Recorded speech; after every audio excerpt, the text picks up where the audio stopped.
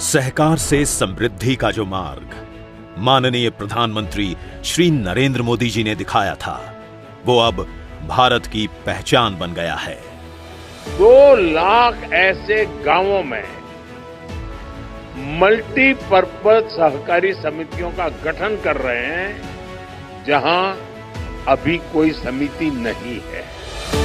देश की हर पंचायत और हर गांव को 2 लाख बहुउद्देशीय पैक्स, डेयरी और मत्स्य सहकारी समितियों से कवर करने के लिए भारत सरकार द्वारा 15 फरवरी 2023 को योजना का अनुमोदन प्रदान किया गया।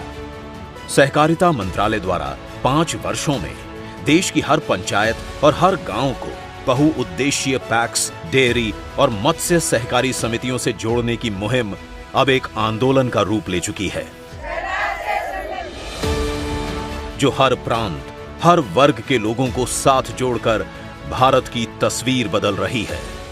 सहकारिता मंत्रालय की स्थापना के सिर्फ 3 साल के अंदर देश ने विकास का जो सफर तय किया है, वो पूरी दुनिया के लिए एक मिसाल बन गया है।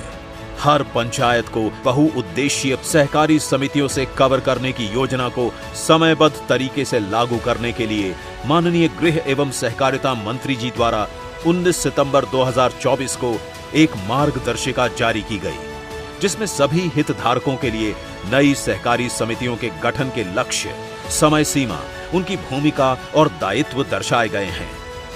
इस पहल के तहत राज्य सरकारों के साथ मिलकर नाबार्ड, एनडीडीबी और एनएफडीबी के सहयोग से 10,000 से भी ज्यादा नई बहुउद्देशीय पैक्स, डेयरी और मत्स्य सहकारी समितियों की स्थापना की जा चुकी है, जो कि इस आंदोलन में एक महत्वपूर्ण पहला पड़ाव है। 2 लाख नई प्राथमिक सहकारिता रजिस्टर्ड होते ही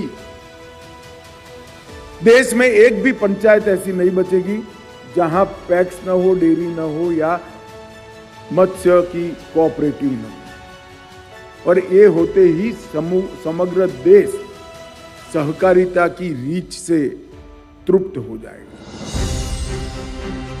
ग्रामीण जनता की विभिन्न आवश्यकताओं को पंचायत और गांव के स्तर पर ही पूरा करने के लिए पैक्स को मॉडल बायलॉज अपनाकर बहुउद्देशीय बनाया गया है, जो अब अलग अलग तरह की सेवाएं लोगों तक पहुंचा रही हैं।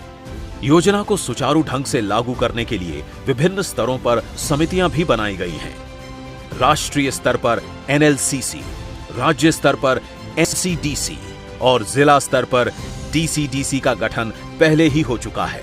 साथ ही राज्यों द्वारा संयुक्त कार्य समिति, जॉइंट वर्किंग कमेटी का भी गठन किया गया है। इस समिति ने 1 महीना पहले ही काम करना शुरू किया और किसानों को ऋण वितरण और उर्वरक वितरण की सुविधा दी जा रही और इस समिति से सभी बिरादरी के लोग जुड़े हुए हैं। आने वाले समय में इसमें जन सेवा केंद्र, जन औषधि केंद्र भी खोला जाएगा। मंत्रालय द्वारा जो हमें उत्साह मिला, उसके थ्रू हमने लगभग 50,000 बच्चा पंकज इसका इस 2 हेक्टेयर में पाला। लगभग 45 टन हमने इसमें तो उत्पादन निकाला। 14 लाख के करीब हम मुनाफा हुआ। तो आसपास के लोग भी इससे जुड़ने के लिए हमसे उत्साहित था। इन नवगठित बहुउद्देशीय पैक्स, डेयरी और मत्स्य सहकारी समितियों के लिए अब आने वाले समय में प्रशिक्षण कार्यशालाओं का आयोजन कर इन्हें ट्रेनिंग भी दी जाएगी।